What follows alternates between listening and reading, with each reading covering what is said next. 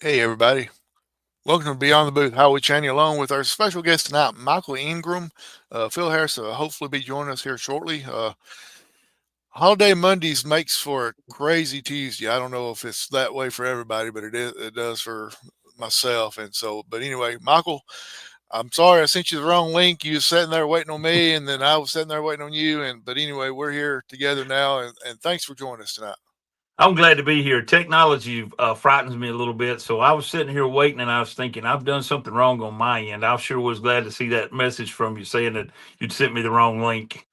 Well, when you'd asked me, were we on here yet? And I said, yeah. And I'm like, he's somewhere. He's somewhere in the internet world. So I went to the other link that, we got the Sylvania show coming on right after this. So I went over there and there he was in the Sylvania studio. And I'm like, oh man, I really messed up. So that's what happens when you try to get everything done early on a Monday morning because you know you don't have time to do it on a Tuesday. So, or actually late Sunday night. But anyway, thanks for joining us. Tell us a little bit about yourself. I'll do. Let me give a quick, I guess, a view.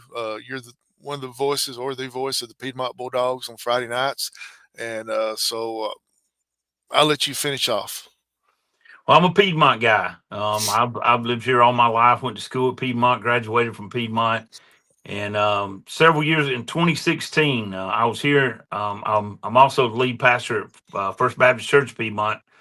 2016, in August of 2016, I was here in my office, and salesperson from WCKA came by and asked me would I be interested in doing color analyst for the Piedmont high school football games on Friday nights. And I said, well, look, I said, I don't think I'm a good fit. I said, my son is on the team. I'm a homer. I'm too emotional. And I don't know if I know enough about football, to really, I might be in the way. So I dismissed it. But later that afternoon, Coach Steve Smith called me and he said, I need to see you at the field house. So I went over and Coach Smith said, "Would you be willing to do the broadcast on Friday nights, color analyst?" He said you're a homer, you're emotional, and you know just enough about football not to be in the way. And so I said, "Okay, Coach, I'll do it." And I joined Kurt Duryea, who was the play-by-play guy then, and I've been doing it ever since 2016. And Kurt left, followed Coach Smith to Westbrook in 3 seasons ago. So I slid over into the play-by-play seat, and my color analyst is Robin Roberts. He's also he works for the Piedmont City School System, and then Joey Spivey is our statistician, and he jumps in there too. It's just it's a really it's the most fun that I've ever had. Is doing the games on Friday evenings, and so I enjoy it quite a bit. Absolutely, it's one of those things where I've done it a few times on and off over the last several years. Of course, Phil Harris has done it for years. He's the voice of Scottsboro Wildcats for many years. Um, Randy Cunningham, the owner of RiverCity-Media, he's done it for years in Jackson DeKalb, and he was the voice of Sequatchie County football for years and years. Now he's moved over to Hickson, but it's it's one of those things that once it gets in your blood, it's hard to get out of it. And but I've heard your broadcast, and y'all do a great job, and y'all represent Piedmont very well. And it's a team effort. We begin working on Sunday afternoons or Sunday evenings, building everything for the next week. We spend a couple hours every day. Joey Spivey, we do a Northeast Alabama high school football preview show that comes on at 6. And so Joey puts that material together, and Robin puts our pregame material that's about Piedmont and our opponent. He puts those things together for us. We go on at 6:30 with that, and then I put most of our in-game stuff together, and we just pull it all together, and we support each other. And one of the things that Kurt taught me when I was working with him was preparation. Be prepared, and be prepared for lightning delays. Be prepared for long time injury delays and things like that. Have a lot of things to talk about other than the game that was in front of you, because that game might shut down and you may have to fill some time. So we do a lot of prep, and the more prepared we are, the better our broadcast goes. Yeah, and a lot of people just don't realize how much really goes into it. They think you just get in a booth, just start talking about the game, but you got to know a little bit about. Of course, you know a lot about the team you're covering because you see them week in and week out, but you got to know something about the other team as well to give a little bit more dialogue about what could potential come on the next play or what the other coach may be thinking a little bit. Yeah, and one of the benefits of what we do now is how much information is available to us. Yeah, yeah. Max Preps and different websites and Alabama high school football history website. There's just so much information. The AHSAA. So you go to those places, you pull all that stuff together, and it makes it a lot easier to find out information about your opponent. There's so many articles and things out there, so you want to know as much as you can about the people that you're playing. Obviously, most of our people are listening. They're from Piedmont, and they're wanting to know mostly about our team.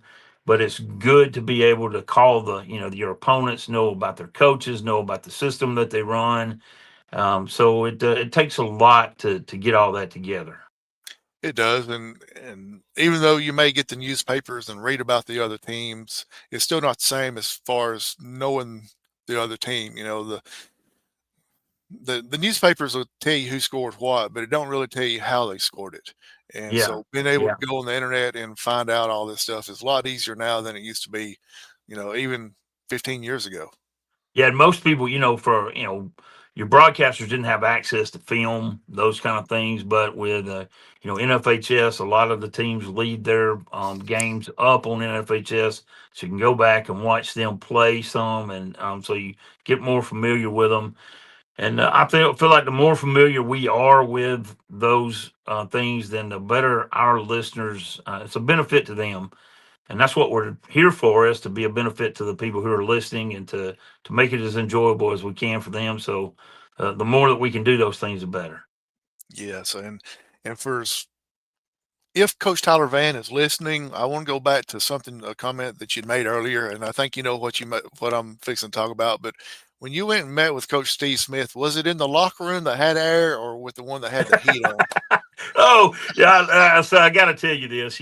Coach Smith, they came over and played at Piedmont this season, and so I get there, and we're one of the first people there to go up and set up the booth and everything. Well, Coach Smith's leaning on the fence, and so I walk over to him and I said, "Hey, Coach, just so you know, we turned the heat up in the visitor locker room for you." And he knew what I was talking about. He got a big kick out of that, and he said, "He said, yeah, Coach Van still brings that up."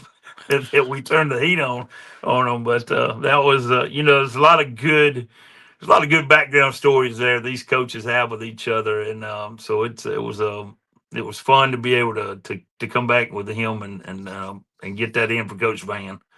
Yeah, absolutely. And we had Coach Smith on here before the season started, and it was brought up actually by Coach Smith, if I ain't mistaken. He said, no matter what Coach Tyler Van says, he doesn't know what the true temperature of a locker room really is.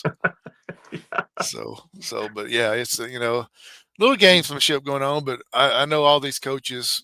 I don't care who the coach is. If you play each other enough throughout your career, you become friends with them or acquaintances. Some of them may not be friends, but they become acquaintances, and they talk several times throughout the season because they not only do they want to prepare for each other, but they also help prepare the next coach for who they're going to play as well. Yeah, and you come to find out it's a brotherhood among those coaches. I watch Coach Miller on Fridays before the games, and he's out there on the field, and he and the opposing coach. There's always that time that they have together. It's just the two. It's Coach Miller and whoever our opposing coach is, and they're there. And as a minister, I understand there's a dynamic there that's similar to being a head coach. And Coach Miller and those other head coaches, they share a life that most of us don't understand. And Right. so when they have that time together, they're on the field before. I look at that and I think they understand things from a different perspective, and so it's But you're right. All those coaches. If you play each other for any, and in these regions, I know Coach Miller's been in this region since 2012. He became the head coach at Saks. Coach Smith at Welborn. I mean, these guys have been, so they know each other really well. And so that's I think it's a bonus for them to have that camaraderie.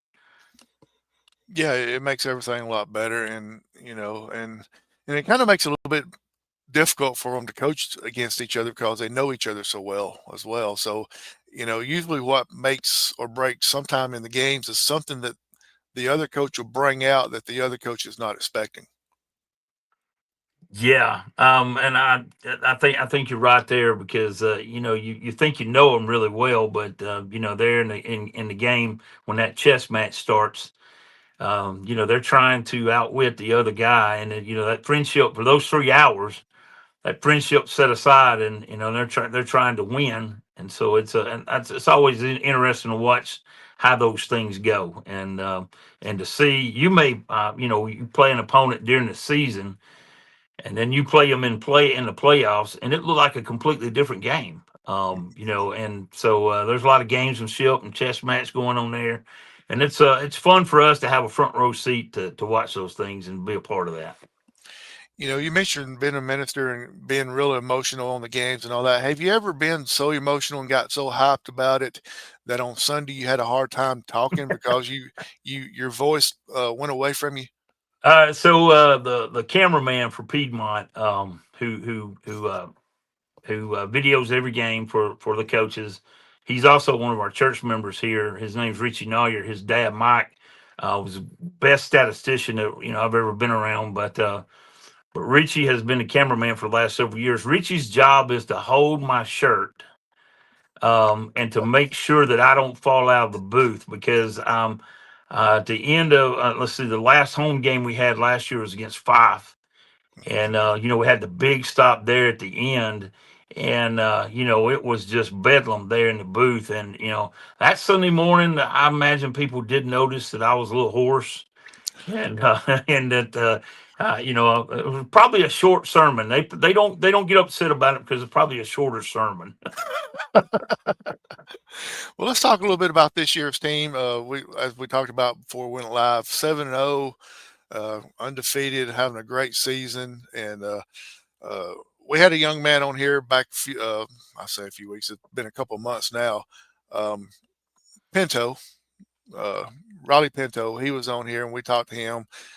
Jack State commit, and tell us about the team. Tell us about his season that so far. And I was really impressed with Raleigh going ahead before the season started and making that commitment, getting that out of the way so that he could focus completely on this season. It was good to see him go ahead and make that commitment to Jack State. But Raleigh's having an incredible season. He's a leader on the team. He's a leader in the school. He's a leader in the community, and he is a great example of what a high school athlete should be. And but he's having an incredible season. I think on offense, he's normally the highlight of offense. But this past week, I know he's an AHSAA spotlight player on special teams. He had a punt return and a kick return for touchdowns, and then caught a pass for. So Raleigh's put up some impressive numbers, but he's a team player, and around him we have a very young group of kids. Our quarterback is Cole Austin. He's a 10th grader, but Cole is very mature beyond that 10th grade year.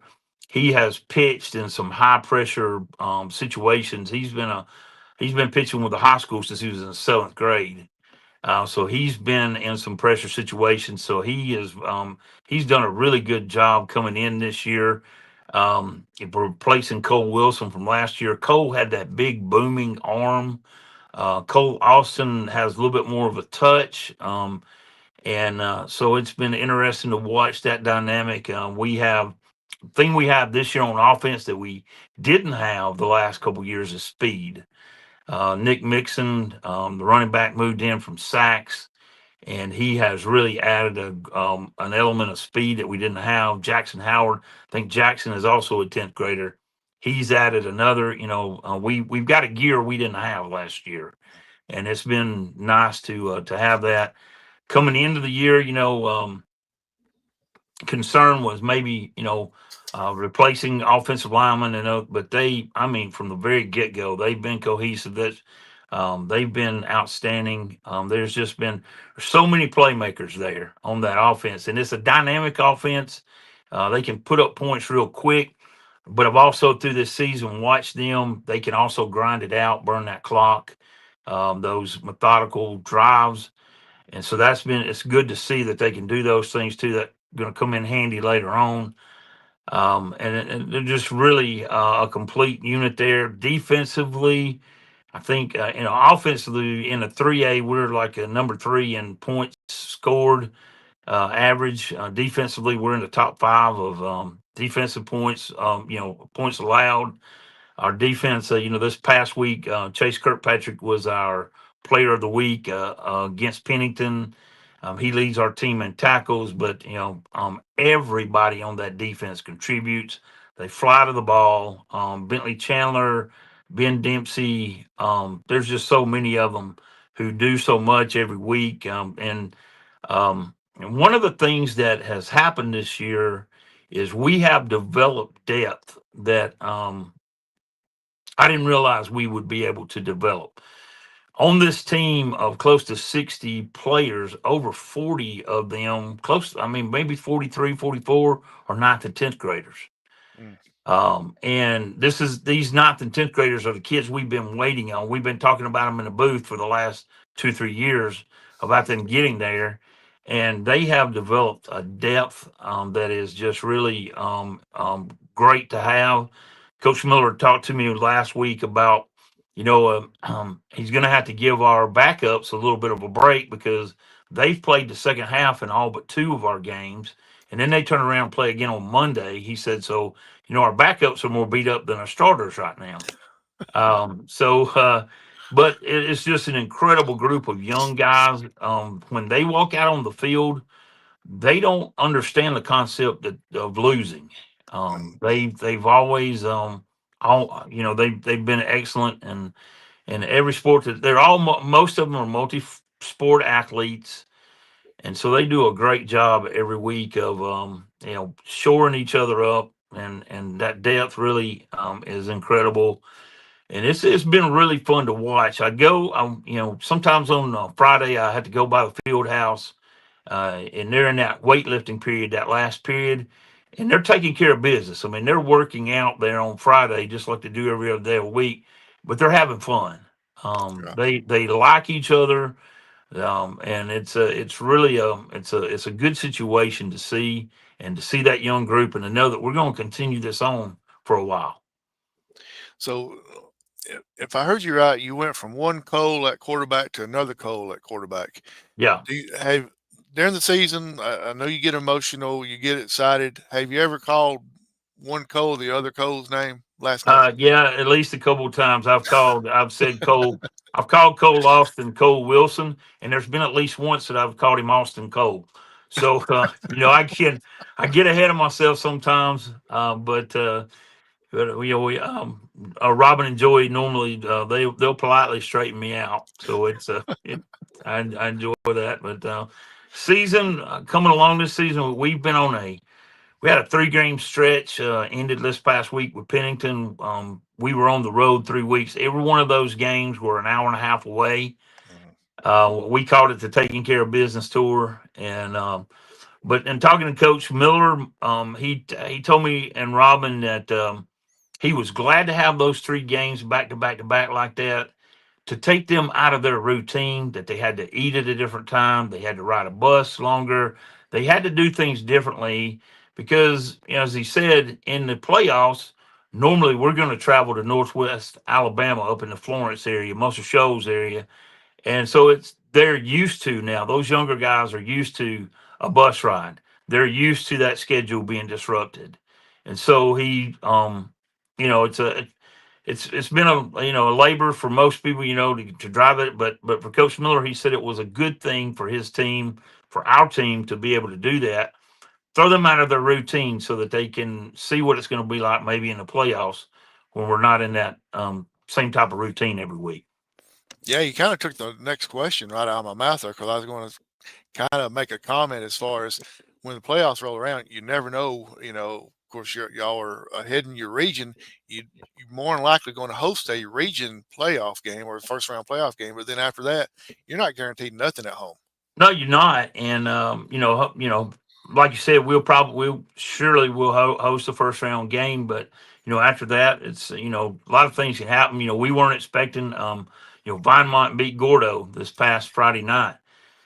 So that's the region we cross over with. So that puts things in a little bit of a different light there.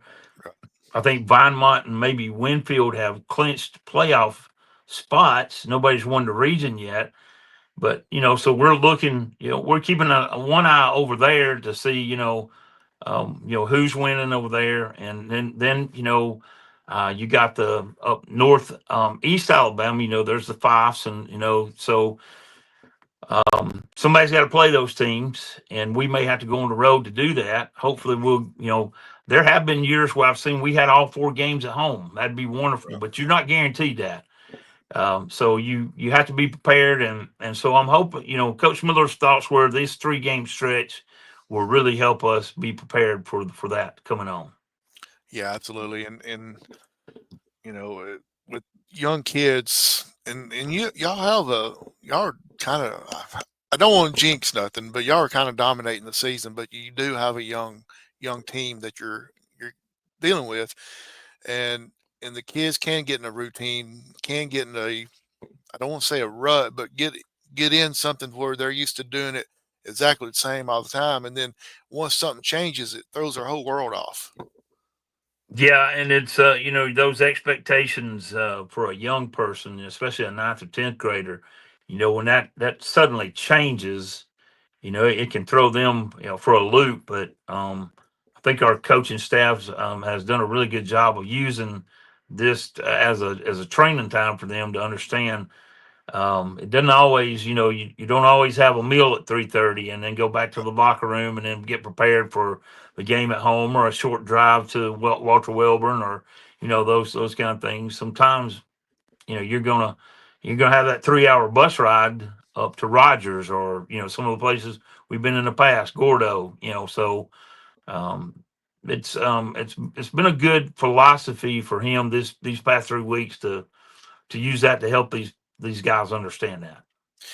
you know, Having a young team, do you think they're kind of feeling a little bit of, and I know you don't know, but you are around the team a lot. Do you feel like they may feel some pressure eventually because Piedmont is statewide known, championships, playing on the field of champions week in and week out. Do you think that, the pressure may get to these young kids the further along that they go? We've had, in the past, we've had younger kids that, yeah, I would have said this will rattle them. With this group, I don't think so much. They have, through this group has been together since they were 6 years old playing in Park and Rec. And I think maybe in that time, Coach Dearman coached them during that time. Then when they got to junior high, they probably haven't lost in all that time. They probably haven't lost for a couple of games, and so they understand that they understand the bullseye they have on them. Everybody wants to beat them, and so Right. they've had that since they were in Park and Rec. And so they recognize that and they know that. So this is not new for them. They know that everybody wants to beat Piedmont, and that Piedmont has made them set. Piedmont set a standard, and so they realize that they've known that since they were young. And I don't think that it will rattle this group the way that it might rattle other groups. Piedmont and Fife and Thompson and some of these schools, they don't rebuild, they just reload every year. And so you got to feel like the kids do feel a little bit of pressure because they read the articles, they read the newspapers, they're out and about, they hear what's going on, and even more so now than in the past because of the social medias and people like me and you on here talking right now. They'll be Yeah, watching and they're like, what he's talking about? Pressure on Piedmont. We never really thought that, but yeah. unfortunately, it is out there. The one of the things that I notice is, we've started doing a lot of some social media that we haven't done in the past. My oldest son has he does highlight reels on Friday nights for us. He's on the sideline and he does an interview with a player afterwards, and then he puts these things out on TikTok and Facebook. And what I've noticed on TikTok is these players from all these schools, they share each other's highlight reels.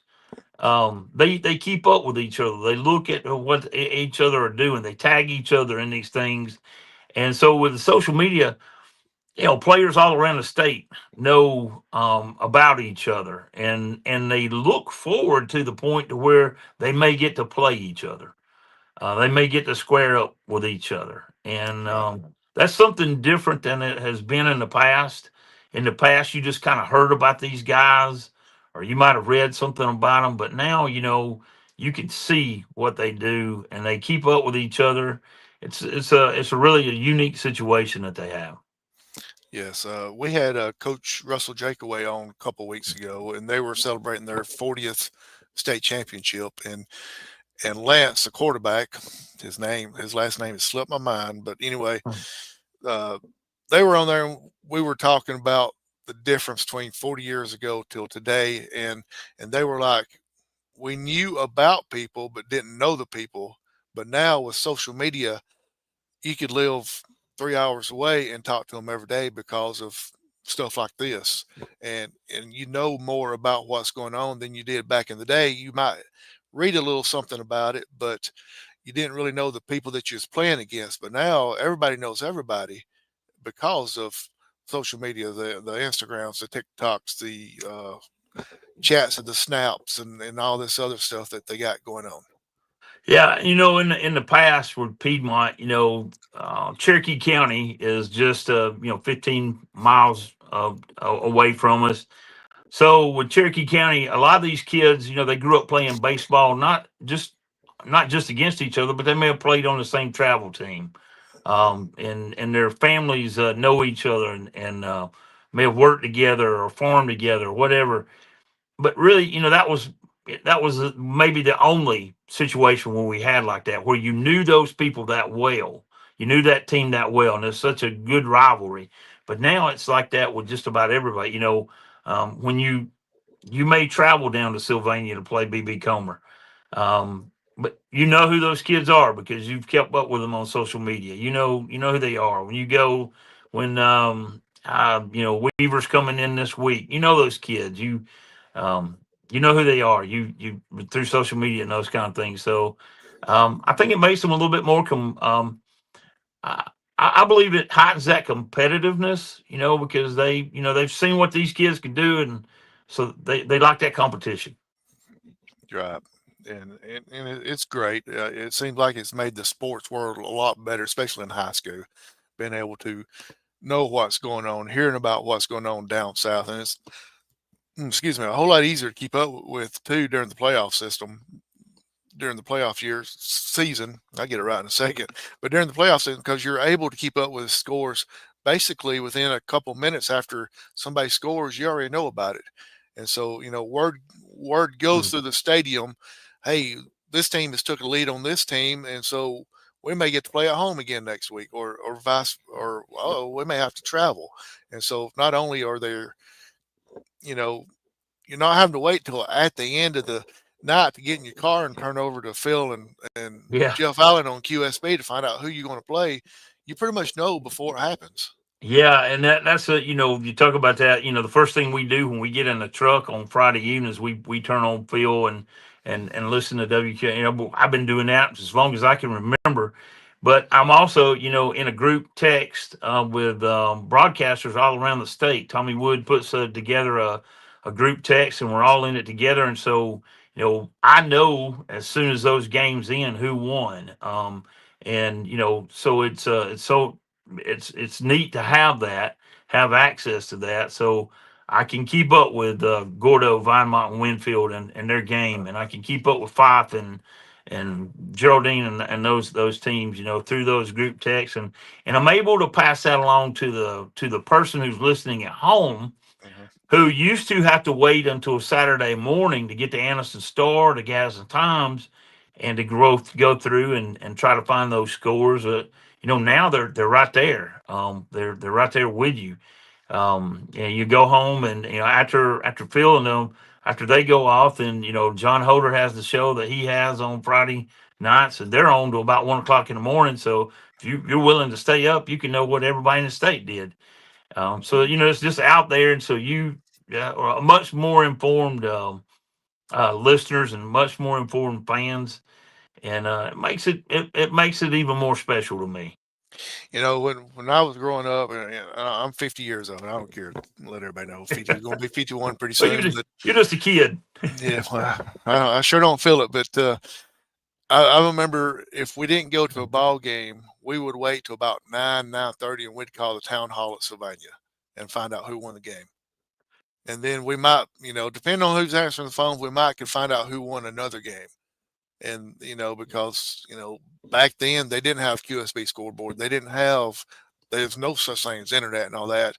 And so the only way is either find out that night by calling the local town hall, or get up early the next morning. And usually there was a local radio show on that would talk about the local high school sports that went on that Friday night, and they would tell you the scores, but they didn't really tell you who did what. They just tell you what score was. Yeah, and you're talking about when we went on together, you're talking about the show that comes on after this with Sylvania. So I'm sitting here in Piedmont, but I can know what's going on in Sylvania. There's coaches shows. There's a group in Etowah County that have two or three different coaches on every week, and so you get to watch those things, and you pick up on things that you wouldn't have known used to. You would have wouldn't have had any way of knowing, and now there's just a great deal of information out there that you have access to, and for me, it makes it, our people who work and our people who are real busy, they can't, so I'm able, Robin and Joey and I are able to take some of that information, give it back to the person who's listening at home, things that they may not have been able to so it just gives another avenue for us to get to fill in our broadcast with great information. Yeah, because you mentioned you was in a group text with a lot of broadcasters across the state. I'm in a text with it's myself, Phil Harris, Heath Hambrick from the Times Journal, and Jason Bowen from the Daily Sentinel over in Jackson County, and we pass along information on Friday nights left and right, and it helps everybody out to know what's going on, and pass the word along to some of the other people as well. Yeah, and I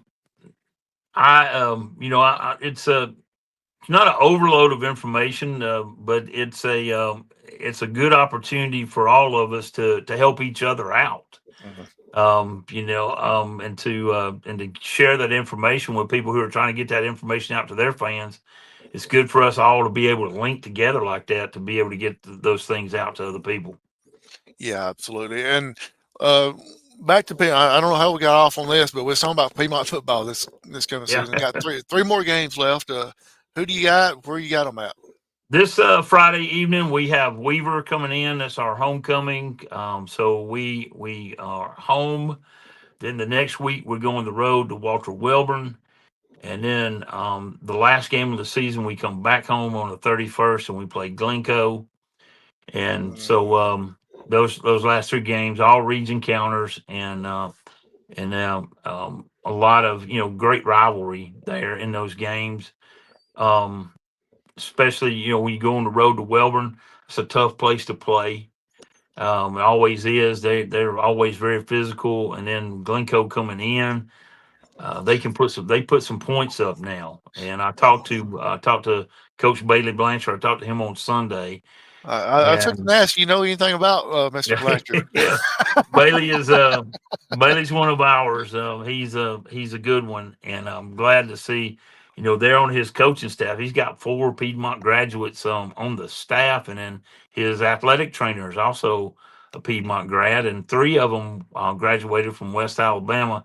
Mhm. So there's a lot, and he's been able to generate a lot of excitement over there. Bailey's 27 years old, He's able to relate real well to that kid who was walking around in the hall who wasn't playing. Bailey's able to. He's what's one of the things he's been able to do is to get there, get to know those kids, and get those kids to come out. And he told me Sunday. He said I've had 3 or 4 kids come up to me since the season started and said, "Man, I wished I'd listened to you. I wish I'd come out." And so he's expecting more kids to come out next year, and I'm really proud of him and the job he's doing there. I know his dad would be. I know his dad is very proud of him and what he's doing. I know he's watching from heaven and really enjoying getting to see Bailey that do as well as he's doing.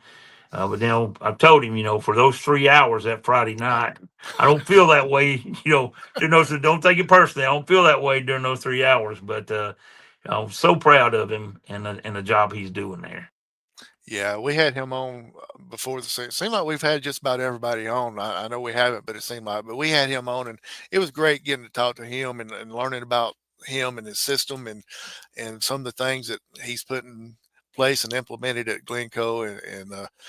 Uh, you could tell that he was a little bit nervous before Mhm. that first game because I think we got him the week before his first game, and you could tell that I mean, it wasn't nervous, but you could tell that it excited nervous, I guess what you could say, and he went out and got that big win on that first game, and it seemed like it's just kind of snowballed ever since then.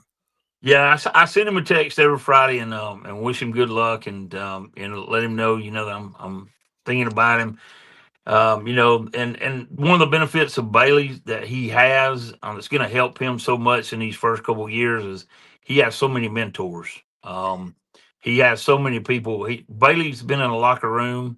He's been in the field house all his life since he could walk. He's been in the field house.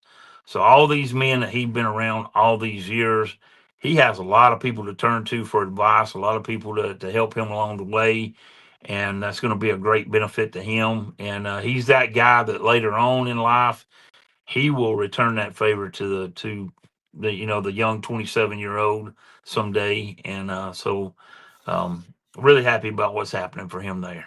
So will he get a good luck text come in 3 weeks? I'll tell him that I don't know that I'll say good luck. I'll let him know that I'll see him there at the stadium. And But after the game, I'll be all hugs and everything. But during those 3 hours, we've just had to set all that aside. Yeah, there's a few people I know in the coaching world that I got a lot of respect for, and I'll before the season starts, I'll send them a best of luck this season, except for whenever you're playing. So that Yeah, yeah. but the rest of it, best of luck to you. But yeah, it's the way the world has changed so much with technology. It's crazy. But anyway, the you got the 3 games there. You got homecoming coming up, and so I know the field of champions. I know it's going to be crowded there with everybody coming back in for a. It's got to be getting close to a state reunion, championship reunion class coming through. Well, we earlier in the season, the 2015 state championship team, we recognized them the night that we played Westbrook Christian. Because Coach Smith would be All right. there, and actually Bailey was his Glencoe. That was their open week, so it all worked out for Bailey to be. Bailey kind of organized getting all the guys together there, and so that was a really nice tribute. And then next year we'll have the 2016 team in. And so there's a lot to look forward to, a lot of great memories along with those things. So traveling around all these different schools and everything, I'm going to put you on the spot right here. Which school gives you the hardest time about getting into the press box and all that stuff? I'm just joking. No, don't even attempt to answer that, man. Oh, it was on Uh, the tip of my tongue there. I'll leave it. I'll leave it alone. but You I, know what I've found is just like this past week we went to Pennington and they had someone there to meet us. They had someone there to show us where to go to set up. They had even there at Pennington in the press box, their booster club provided snacks and drinks for us and things like that. What you find is most places that you go to yeah. are that way. We try to be that way with groups that come into Piedmont. I have been places where it was a little tense. Yeah. And there are stadiums that we go to where we're the last ones out, Mhm. and we're wearing our Piedmont shirts, and we look like coaching staff, and it gets a little tense walking through Right. their fans. But for the most part, people are gracious. People, high school football in this area it's just such a tradition Mhm. in all of our schools. And you have teams that are on the up, and then you have teams that go down. But you know that those cycles come and go, and those teams are going to come back. And it's just a unique thing, high school football in this area, the competitiveness. And there's nothing like that small town Friday night in a high school football game. People, and I've spoke to the teams in the past on Friday afternoons to do the devotional with them in the past, and I've told them, your coaches tell you all the time, beware of distractions. Don't get Yeah. distracted. Don't get and I tell them, for 3 hours every Friday night, you are a great distraction for us because Mhm. your parents they work, they have bills to pay, they have all these things going on in life that you don't understand yet. But for 3 hours, you can come there to the stadium, you can get your seat, and you can forget all those things, and you're just a high school football fan. And to me, it's the best distraction that $10 can buy, is to go to that stadium and just immerse yourself in those in that game, the players, the band, the cheerleaders, and all those things, and enjoy it. Your season may not last but 10 games, but enjoy every one of those games. You may be fortunate enough to get 15 games. Just while it's going on, enjoy it, and it's a great experience. Yeah. Michael, we appreciate you coming on. We're fixing to let you go. It's no hidden gem we got a Sylvania show that's coming up here shortly, and so but we appreciate your time. I say we. Phil wasn't able to join us. He texted me while we were talking, and his work got held him up. He needs to change his priorities. Work shouldn't be. Making money Yeah. shouldn't be the most important thing. It should be doing these podcasts with us Uh, now. tell him if he'll give me a number, I'll send him the scores every Friday night from Piedmont. But make sure he gets an edge on everyone else. But Yeah. I've really enjoyed this time that I've had with you here. To be on here.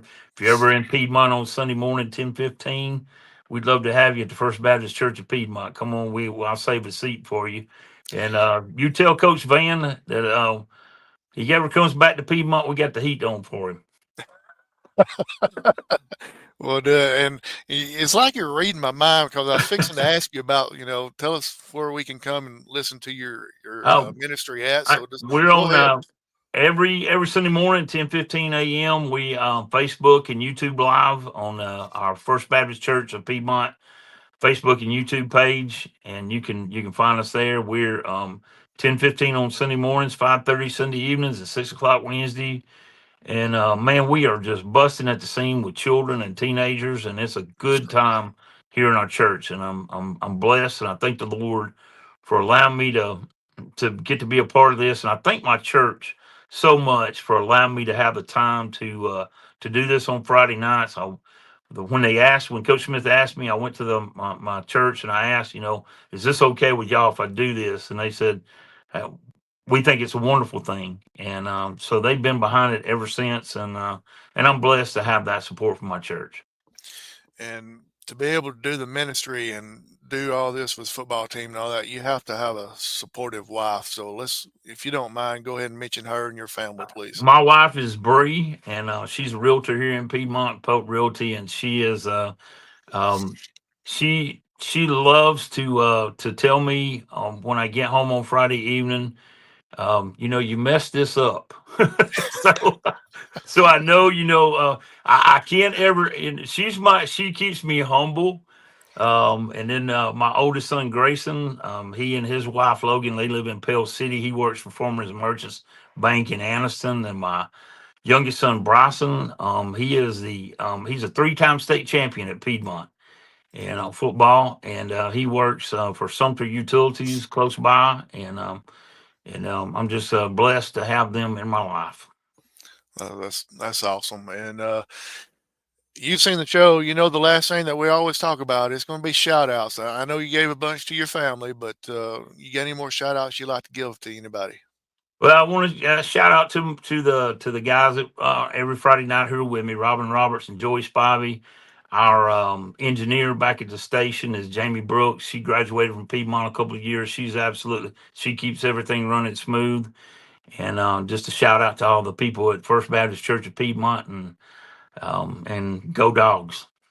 If you don't care, go ahead and give out that radio station one more time where they can listen to you It's on Friday nights. Friday nights. We come on the air at 6 o'clock with the Northeast Alabama High School football preview show, and then at 6:30 we do the Cherokee Timber pregame show, and at 7 we kick off. That's WCKA out of Jacksonville, 94.3, 97.1, and 810 FM, 810 AM, and then you can also download the app and listen that way. So, and it's always great to hear from people who will text me during the game and tell me where they are in the country, and that they're listening to us on the app. So when you get the 10-second station ID, how do you get all those call letters in and all those numbers? Yeah, you got to do it real. You got to be real quick.